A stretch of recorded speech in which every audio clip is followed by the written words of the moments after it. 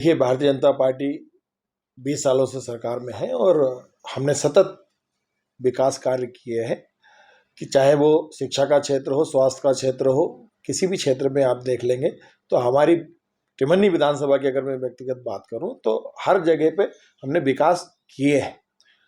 अगर दूसरे लोग जो आरोप लगाते हैं कि कुछ किए ही नहीं है तो शायद उनको मोतियाबिंद हो गया है, क्योंकि टिमरनी विधानसभा में आप जाके देख लें, चाहे बानांचल देख लें, चाहे या हमारे बस्ती के गांव देख लें, हर जगह विकास हुए हैं।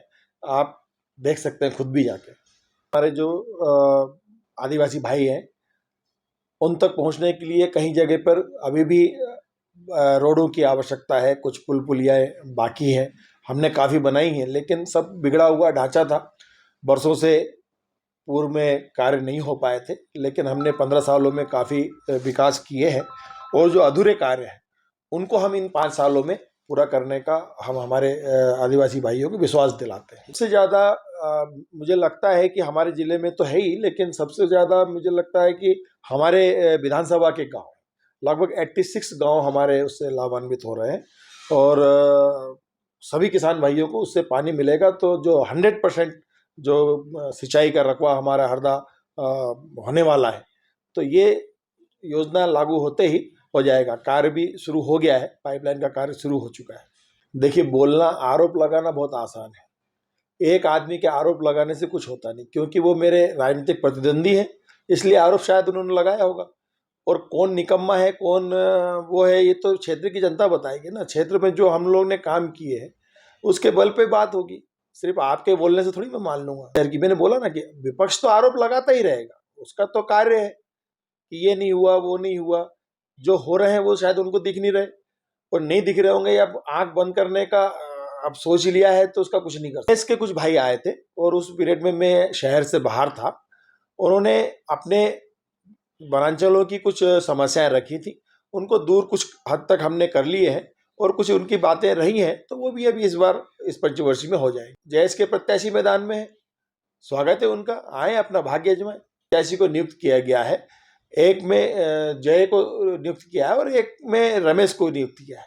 या तो वो दोनों फर्जी हैं लेटर, और या फिर उसमें से एक फर्जी है, या फिर दोनों अलग अलग जय में 2 गुट हो गए होंगे। या तो देखिए, जब जंग में जाया जाता है तो क्या आपकी कमी है वो बताई नहीं जाती, लेकिन हाँ, वो घर में आए और काका की हैसियत से पूछे तो जरूर उसको टिप्स दूंगा। देखिए, ऐसा कुछ नहीं है। पार्टी हमारी कैडर वाली पार्टी है और आपने देखा होगा हम चुनाव में भी गए हैं तो कोई प्रत्याशी का नाम लेने वाला नहीं है। सिर्फ और सिर्फ कमल का फूल हमारा पहचान है, और ना कोई यहाँ मंत्री है, ना कोई विधायक है, ना मुख्यमंत्री है। सबको एक ही छत के नीचे सिर्फ कमल के फूल को लेकर चलना है, और जनाधार हासिल करने के बाद किसको क्या पारितोषिक मिले, किसको कहाँ किस कार्य के लिए जवाबदारी दी जाए, यह हमारा शीर्ष नेतृत्व का कार्य है, वो निर्णय करें। कार्यकर्ताओं की या क्षेत्र के लोगों की अपनी एक उसकी इच्छा शक्ति हो सकती है कि हमारा नेता भी आगे बढ़े, तो ये उनका व्यक्तिगत ओपिनियन हो सकता है। लेकिन हम लोग जब इतनी बड़ी पार्टी के सिपाही हैं, इसमें एक किसी की इच्छा शक्ति काम नहीं करती है। पार्टी ही तय करती है कि किसको क्या जवाबदारी दे। नहीं, पार्टी को और किसी को भी नहीं करना चाहिए।